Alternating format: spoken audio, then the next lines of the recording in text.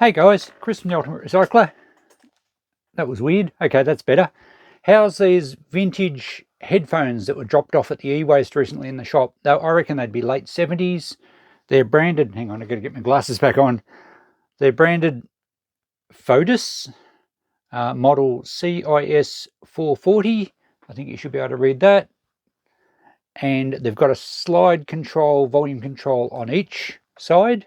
And this side also has a stereo and a mono switch. They came in a box from the e-waste. The lady, I actually said to the lady, does this stuff work? And she said, no, it's been in the shed for years. And it looks cosmetically, these look really good.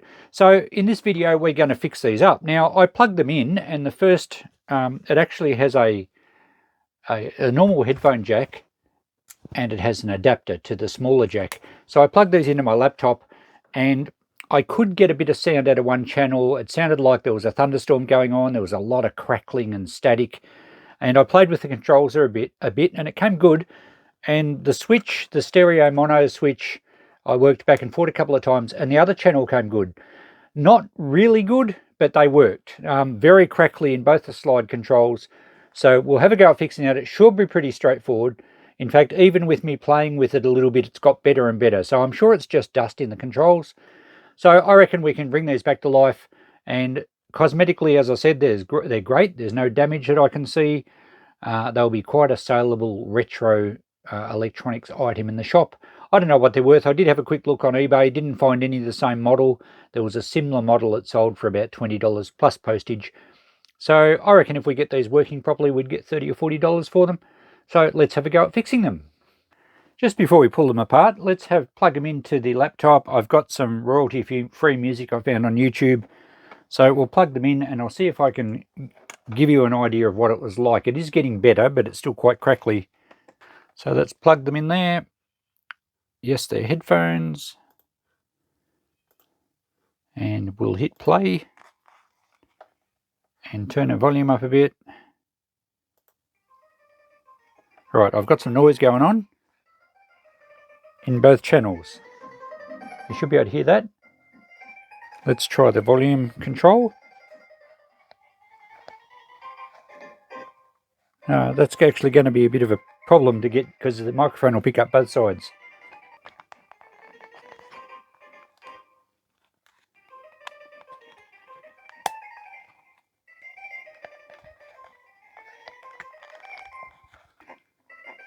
Alright, we also have some quite bad distortion. Now, I'm not sure if that's through the volume control. It's mainly in the right channel.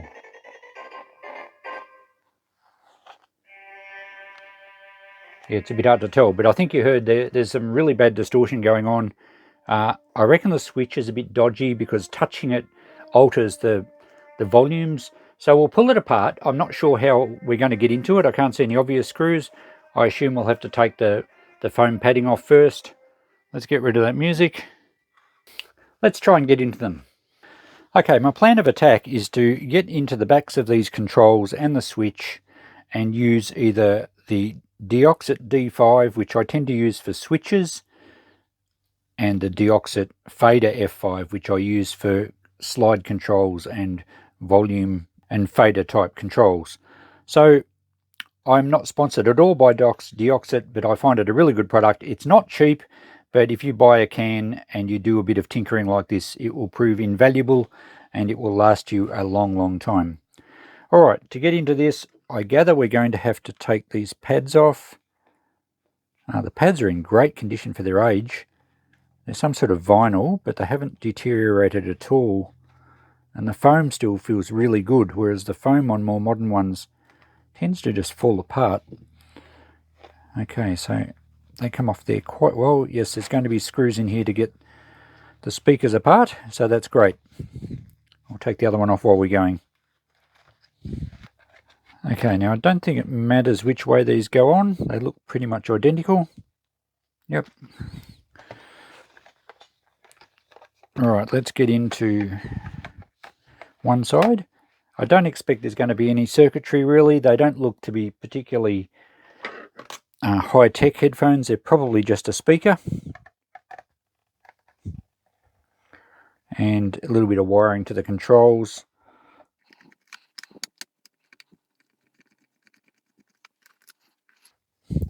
They're remarkably clean too. I don't think they ever had a lot of use.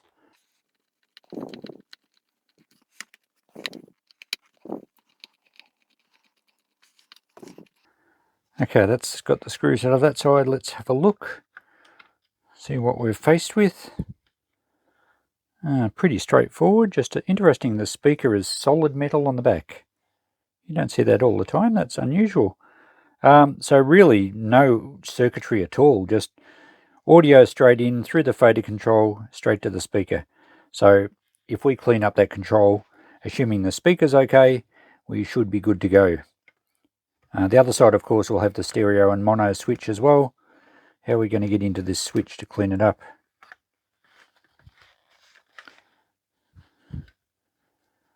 We could possibly even work a bit of spray in the slider there. It has got a little felt guide in there, which would help to keep the dust out. And other than, I don't really want to bend those tabs back and take it apart. I don't think it's necessary. I think we'll just work a bit of the fader spray in through the front, and we might even get a bit drip out the back, but it will help clean the contacts. And we have a bit of fluid coming out through the back, so that's fine. It means we got into it, and these sprays won't hurt plastics at all, so I'll just work it back and forward quite a bit, and it should clean up the tracks and perform beautifully. As I said, even with me playing with it this morning, it actually got better, so it's clearly just the dust that's mucking up the control.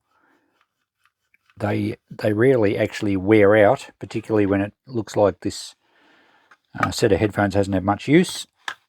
So it's more just a matter of inactivity causes problems. They would probably last longer if they were used all the time. Alright, we'll do the other side as well, and we have to try and get a bit of spray into the switch. And that's the last screw out of this side. Let's have a look in here. Yep, very simple again. Just the speaker, the slider control, and the switch. We'll try and get a bit of spray into them from the other side as well, and work them back and forward for a while, and really that's all our repair is going to be.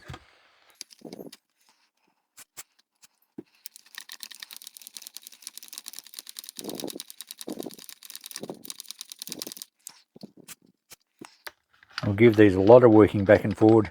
It'll just help clean the tracks properly. The switch is going to be a little bit trickier, because I'm not sure if we can get into the guts of the switch. Looks pretty well sealed up at the back. I'll try and get a bit in there. We'll use the other DeOxIT for the switch.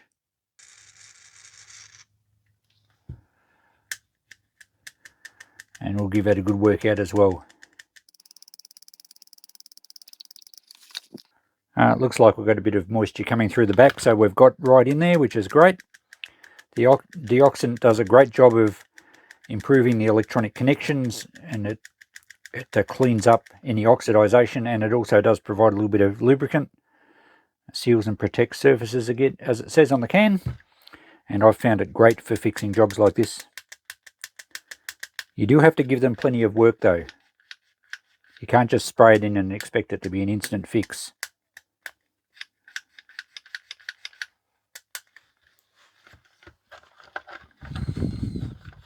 Okay, I might just blow a bit of dust out of here and reassemble, and we'll give it a test.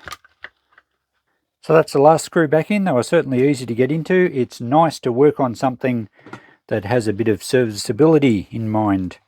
Everything I seem to work on these days that's modern is glued, or the plastic is vulcanized, closed, and you can't get into it, or it has security screws or something ridiculous. So at least with the old vintage stuff, it was designed to be fixed. Alright, I'll just get these covers back on, and we'll give it a test. That's fantastic. It's amazing how much difference that made. The sliders work beautifully, there's no crackling, the switches even feels like it clicks better. So look, that's really good. I'll try and give you a listen. So this is royalty-free music, I hope. It says it is. So both channels are working great. Oh, it just stopped. Oh, it's gone to a different track. So whilst they're not super loud, although my laptop doesn't, I could put them in the amplifier and they'd probably be great, but they work beautifully. They probably work as good as they were when they were new. The speakers look fine, the wiring looked okay, and I've mentioned cosmetically they're in great nick. Easy, I reckon 30, maybe 40 bucks in the shop. So even though this DeOxIT might seem a bit expensive when you go to buy it, I reckon it's well worth it. It's made me an extra $20 on these because, you know, when you're selling a faulty goods, you've got to obviously have the price a lot lower in case someone, you know, you've got to find someone that wants to fix it themselves. So well worth it for me. So I'll put a link underneath for the DeOxIT. I just find that it's really handy in the workshop for all sorts of stuff like this. Beautiful. That's it. Thanks for watching, guys. A quick video this time, a really easy fix, but it is very easy for anyone to do this. If you test it and it's faulty or crackly, and it's on the same as your radios or anything, if it's crackly and the switches are a bit dodgy, sometimes that's all you need. Thanks for watching. Catch you next video. Bye for now.